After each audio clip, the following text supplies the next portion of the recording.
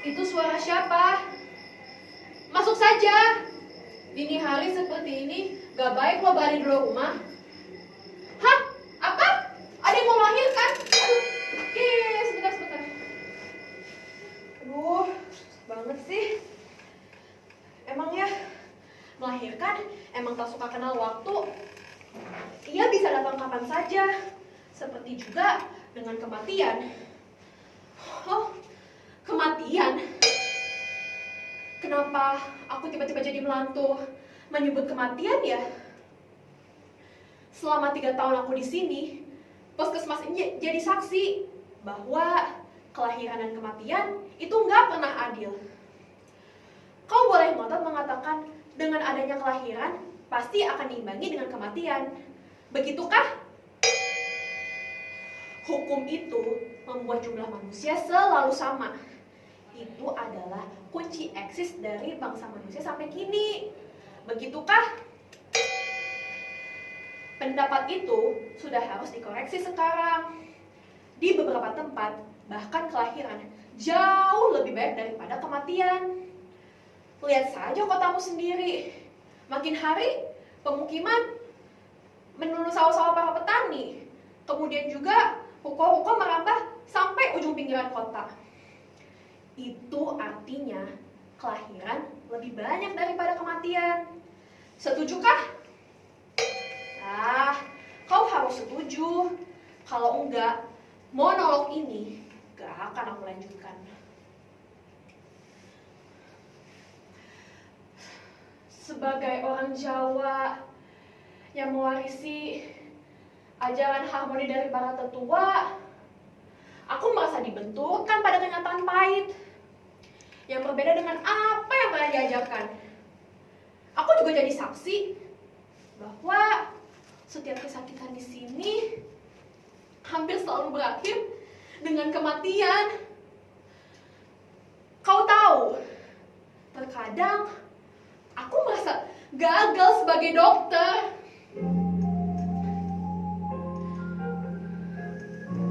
Seharusnya aku bisa menjadi pencegah kematian. Aku tahu, aku emang bukan malaikat. Tetapi kegagalan demi kegagalan membuatku ingin menanggalkan profesi ini. Itu suara siapa? Oh, Bapak, Mama, masuk sini. Iya, masuk sudah. Ini puskesmas satu-satunya yang ada di sini. Aku tahu, aku emang bukan malaikat penyelamat.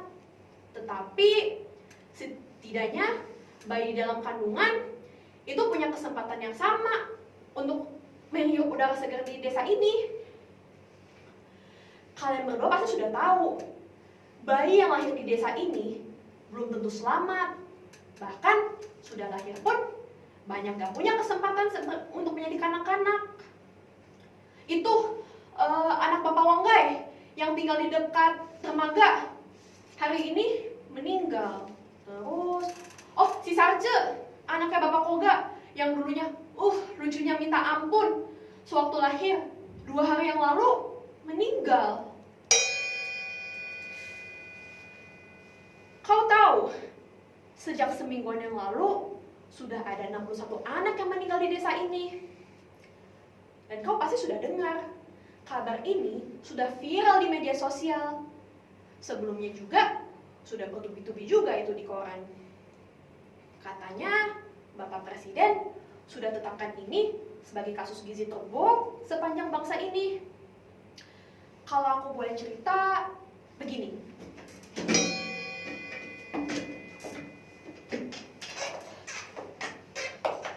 Tapi kau harus janji sama aku.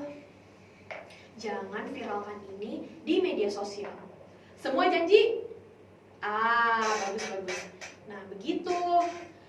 Sesama rakyat harus saling menjaga ya, apapun sukunya dan apapun agamanya.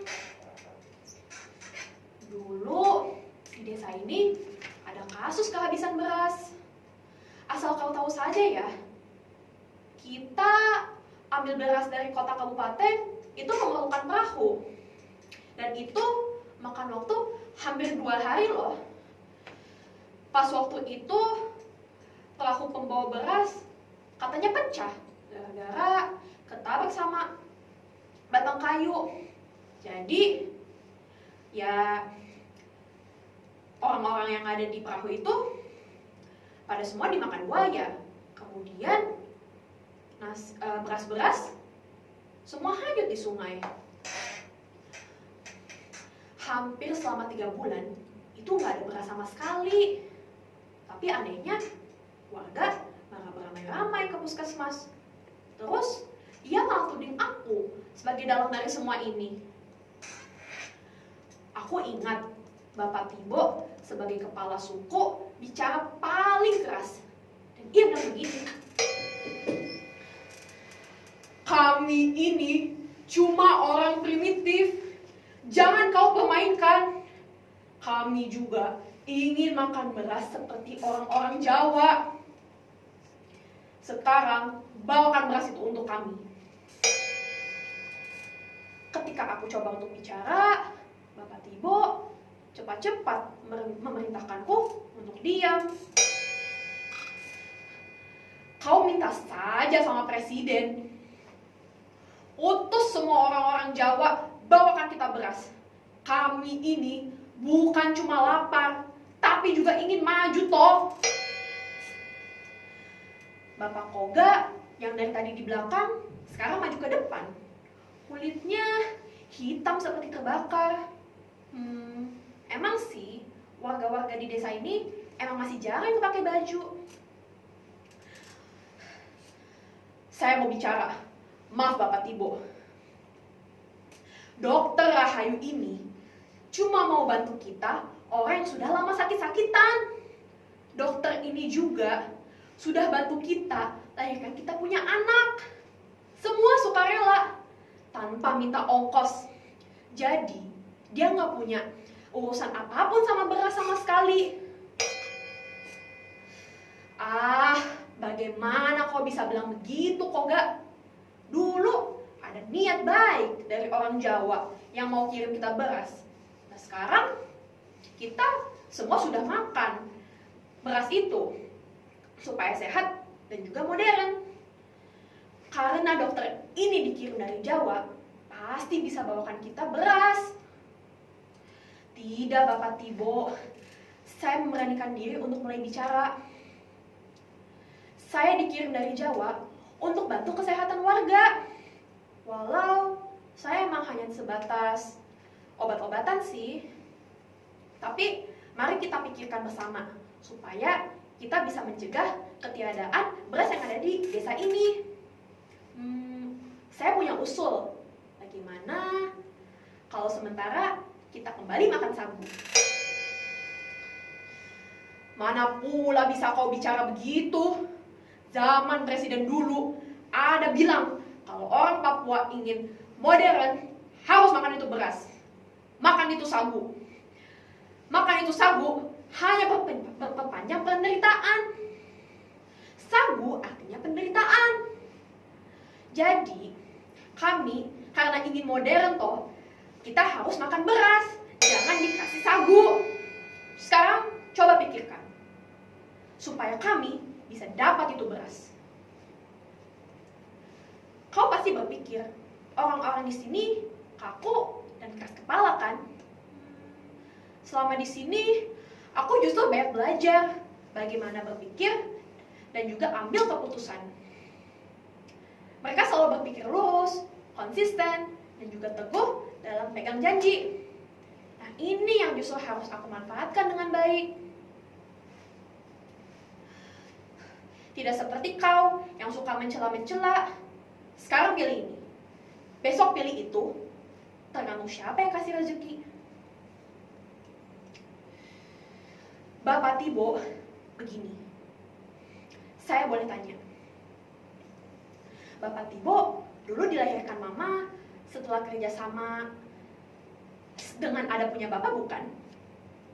Walau ia tampak bingung, tapi wajahnya jadi lucu ketika ia bilang, untuk apa kau tanya-tanya itu? Tanpa mereka, Nah, mana bisa kita ini ada? Begitukah? Waktu mama dan bapak kerja sama, mereka makan apa, Po? Ia bilang, so pasti makan sagu. Nah, mereka saja makan sagu. Gimana? Kenapa kita nggak mau makan sagu? Ia mencoba menjawab dengan membelas. Orang Jawa so bilang, kalau kau berhenti makan itu sagu dan mulai makan beras, kau pasti modern. Tidak lagi disebut primitif. Kami di sini cuma ingin modern toh. Bapak Tibo jadi modern itu tidak harus makan beras kok. Orang Belanda aja tak makan beras, tapi mereka makan roti. Dan itu pun dari gandum. Dan gandum sendiri itu berasal dari tanah Belanda. Nah, kalau sagu itu kan dari tanah Papua. Nah, kenapa kita nggak makan sagu aja? Kita juga bisa loh olah sagunya menjadi roti